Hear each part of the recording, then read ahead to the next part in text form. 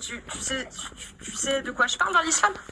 Ah, à ton avis, je peux parler de quoi, à ton avis, dans l'islam, tiens? Quel Je ne sais sujet? pas, mais c'est à toi de m'expliquer ce que tu connais dans l'islam. Là, je prends ça pour moi. Bah écoute, là, j'étais en train de parler de l'apostasie et du blasphème. Oui. Ouais. Ce que disait le Coran et les hadiths sur le blasphème et sur l'apostasie. Tu sais comment dire, dans quel contexte tu peux être considéré comme apostat dans l'islam sunnite? Quoi? Est-ce que tu sais dans quel contexte, dans quelle situation, tu peux être considéré par l'islam sunnite comme apostat, comme quelqu'un qui quitte la religion?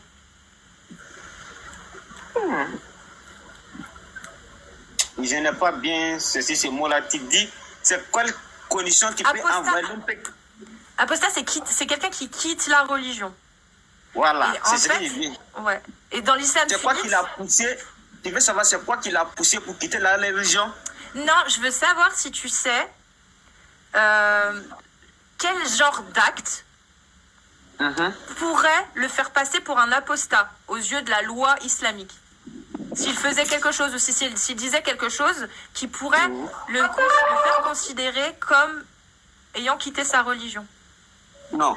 Dans la religion musulmane, là, ça, il n'y en a pas. Comment ça, il n'y en a pas? Non, il n'y en a pas. Il n'y a pas de gens qui peut faire quelque chose qui peut te faire quitter de la religion. Non. Quelque chose qui, aux yeux de la loi islamique, t'a fait quitter la religion. Quelque chose que tu aurais pu faire, qui, aux yeux de Allah, fait de toi un mécréant. Quelque chose que ce que Dieu dit n'est pas fait, tu fais ça. Par exemple, ouais. Voilà, bon, ça c'est un homme marié qui couche avec une autre femme dans la loi musulmane, chrétien, mais croyant ou même mécroyant. Si on t'attrape, on doit te tuer directement. Ouais, lapidation, c'est ça? Voilà, ça on doit te tuer directement. Mais tu n'es pas considéré comme un mécréant, tu es considéré comme un pécheur, mais pas mécréant. Voilà. Ben, est-ce que tu connais justement des crimes qui te font considérer comme un mécréant, qui te rendent mécréant? Moi j'aimerais savoir si tu en connais. Pour dire mécréant là, c'est quelqu'un qui s'en va prendre, genre on dit quoi, fétiche. Il s'en prend fétiche pour venir mettre chez lui. Il prie Dieu, mais il est là, on dit quoi, adopter fétiche chez lui. Idolâtre, ça, on appelle ça, voilà. Ça, dans la loi des musulmans, tu n'es plus musulman. C'est ça, ouais. Voilà. Ça veut dire que tu as associé quelqu'un sur Dieu. Effectivement, je sais pas si voilà, c'est ça. Voilà. Nous, on n'est pas là à l'école, on s'est débrouillé. Mais du coup, tu connais la sanction pour quelqu'un qui a quitté la religion et qui est devenu mécréant? Sanction comme punition ou bien? Punition, oui. Bon, ça, dans cette terre, on ne peut pas dire qu'il fait punition. C'est Dieu seul qui peut les juger. Parce que Dieu, il est unique, il peut pardonner. Ça dépend. Il est tout. On dit quoi, il est le français, il est unique. Non, on ne comprend pas trop français. Et selon Sharia, voilà, c'est que selon Sharia là, même l'imam ne peut pas juger quelqu'un. Quand Dieu dit, tous les êtres humains font des péchés, lui Dieu les pardonne. Ça dépend à ce que tu les as fait pécher. Quand si eux te pardonnent, Dieu peut t'accorder. Oui, voilà, mais du vivant, moi je te parle, les règles, donc la charia, qu'est-ce qu'elle préconise pour un mécréant, quelqu'un qui était musulman et qui est devenu mécréant, qui a quitté la religion? Charia, elle applique quelque chose. Non. Charia des musulmans ne peut pas appliquer quelque chose. Non. Ah bah moi j'ai des articles du fiqh. Il faut lire ça. Shafi'ite. Bah par exemple, regarde, il y a un article dans un ouvrage Murtazar Khalil. Tu es malikite peut-être? Tu suis quelle école? Quelle école tu suis dans l'islam sunnite? Dans l'islam là? Malikite, Hanafite, Balite. Ok, Malikite, tu parles à toute majorité. Voilà, majorité sur Malik. Et ben Malikite, par exemple, tu vois, il y a un ouvrage qui s'appelle Murtazar Khalil. Murtazar Khalil. C'est un ouvrage de fiqh juridique malikite. Il y a l'article 1902 qui dit par exemple que tout musulman qui renie sa foi, soit ouvertement, soit implicitement, par des paroles ou des actes qui en referment ou en infèrent le désaveu, est coupable d'apostasie.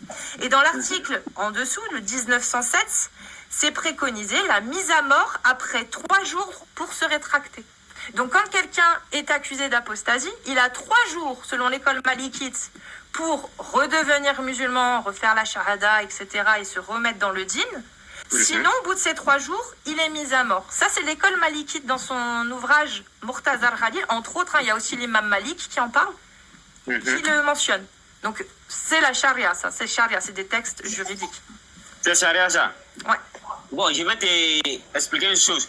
Tu sais, il y a des charia qu'ils ont pratiqués dans l'islam. Chez nous, en Afrique, ici, on n'utilise pas ça. Tu es d'accord avec moi? Je sais pas du tout. Je sais pas comment ça se passe chez toi. Tu es de quel pays? En islam, oui. En islam, si quelqu'un vole, avec la main que tu as pris pour voler, tu sais que normalement, on doit couper ses mains là. Oui. La main droite, ensuite le pied gauche. Non, c'est pas avec la main droite. La main que tu as pris pour aller prendre ce qui ne t'appartient pas, c'est main, on doit couper. C'est pas main droite, c'est la main. Oui, mais si tu voles une deuxième fois, ils te coupent la deuxième main. S'ils ont coupé le premier, et après, ils te coupent le pied. Bon, on dit, les garçons qui ne sont pas mariés, les femmes qui ne sont pas mariées, si elles se couchent ensemble, si on les attrape, on doit les chicoter 100 fois. On ne fait pas ça en Afrique. D'accord. Attends, après en Afrique c'est grand. Toi je ne sais pas dans quel pays t'es, mais je sais que dans tous les pays ils ne font pas la même chose. Voilà. Bon, on peut le dire, c'est Maka qui doit appliquer ces lois-là, mais eux-mêmes ne font pas ces lois-là. C'est nos petits, c'est qu'elles les envoient là-bas pour aller coucher avec eux, qu'elles travaillent. C'est pas pourtant. Tu sais que ça cause ça, si tu crois en Dieu, il faut dire alhamdoulilah, arriver là-bas, on va régler ça. Sinon, dans ce temps-là, il ne faut pas juger quelqu'un.